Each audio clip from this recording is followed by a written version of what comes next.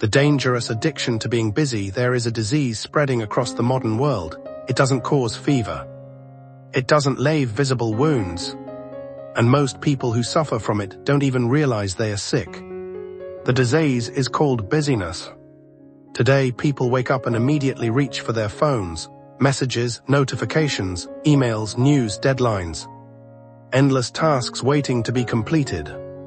We move faster than any generation before us. Food arrives within minutes. Entertainment appears with a single click. Information travels instantly across the globe. Everything has become faster. Yet strangely, despite having more time-saving technology than ever before, people feel they have less time than ever. And perhaps the most dangerous question of all is this: if our lives are becoming faster every year, why are so many people becoming more anxious, exhausted, and unhappy?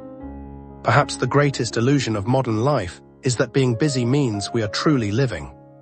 But what if busyness is not a sign of success? What if it is a form of escape? What if we keep moving because we are afraid of being still? Many people spend their entire lives running toward money, running toward success, running toward recognition, running toward goals that move further away each year. And somewhere along the road, life quietly disappears. The sunset is missed. The conversation becomes rushed. Meals are swallowed without tasting. Moments with family become background noise. The years pass. And one day we ask, where did my life go? The ancient philosopher Epicurus understood this problem more than 2,000 years ago. He believed that human beings suffer because they endlessly chase desires. He taught the wealth required by nature is limited and is easy to procure, but the wealth required by vain ideals extends to infinity.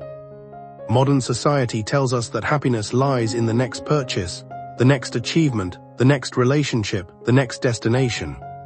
But Epicurus argued that true pleasure is not found in endless acquisition, it is found in enough, a simple meal, a peaceful home, friendship.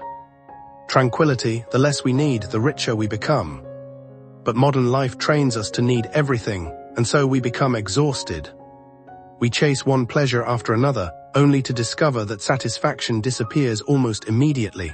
The phone becomes old. The promotion loses excitement, the vacation ends, and the chase begins again. Epicurus called these temporary pleasures unstable. True happiness, he believed, comes from contentment. And contentment requires something modern people fear: slowing down. In the 19th century, Henry David Thoreau left society and lived beside Walden Pond. He wanted to discover whether life could be lived differently.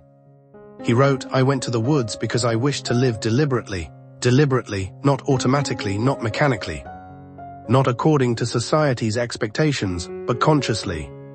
Many people today wake up, work, consume, sleep, and repeat the cycle without ever asking themselves, why, whose life am I living? What am I actually chasing? Thoreau warned that people become tools of their own tools.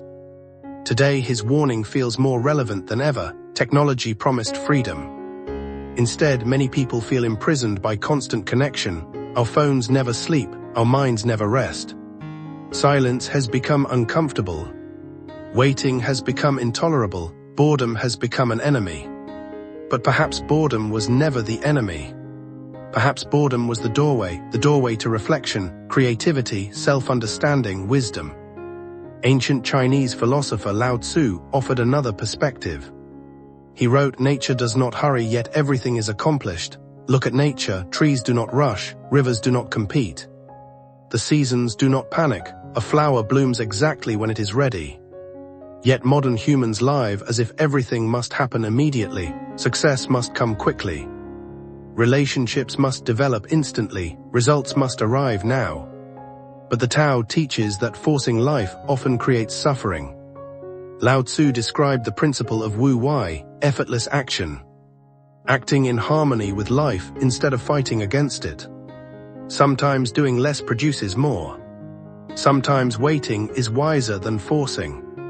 Sometimes slowing down is the fastest path. But modern culture teaches the opposite: work harder, move faster, sleep less, produce more. And many people obey these commands until they reach burnout.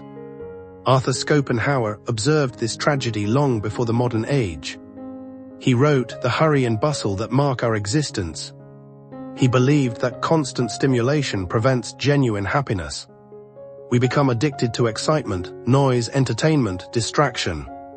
Yet none of these satisfy us for long. Schopenhauer argued that people mistake stimulation for happiness, but happiness is often quiet. It appears in simple moments, reading a book, walking in nature, thinking deeply, listening carefully, watching rain fall. These experiences cannot be rushed. The modern world fears stillness because stillness forces us to face ourselves. When everything becomes quiet, difficult questions appear. Am I happy? Am I living according to my values? What truly matters? And perhaps this is why many people stay busy.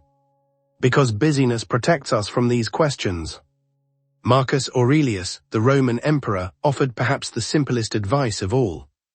He wrote, "If you seek tranquility, do less, not nothing, not laziness, but less." He continued, "Because most of what we say and do is not essential." Imagine removing everything unnecessary, the unnecessary commitments, the unnecessary arguments, the unnecessary possessions, the unnecessary obligations. How much of our stress comes from things that are not truly needed? Marcus reminds us to ask, is this necessary?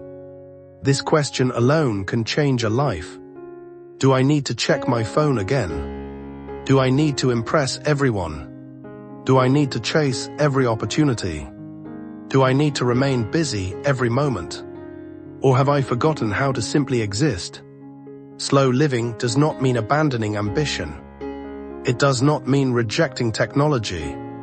It does not mean escaping society. It means living intentionally, choosing rather than reacting, being present rather than distracted, depth instead of quantity, quality instead of speed. The world tells us to experience everything, but perhaps the goal is to experience fewer things more deeply, to eat slowly, walk slowly, listen carefully, speak thoughtfully, love deeply. Rest fully, because life is not measured by how many things we do. It is measured by how fully we experience them. Imagine sitting beside a forest, no notifications, no deadlines. Only wind moving through trees, birds singing, sunlight changing. For a moment, nothing is happening. And yet everything is happening. The Japanese practice of forest bathing teaches exactly this: to walk without destination, to observe without urgency, to be present without productivity. Modern society asks, what did you accomplish today? Slow living asks, did you truly live today? Many people reach old age and discover that they were too busy preparing for life to actually live it. They postponed joy, postponed rest, postponed relationships, postponed themselves, until eventually there was no time left. Life is not waiting somewhere in the future.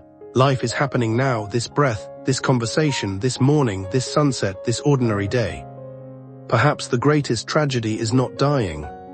Perhaps the greatest tragedy is realizing we never truly lived. And so the invitation of slow living is simple. Stop running, pause, breathe, notice.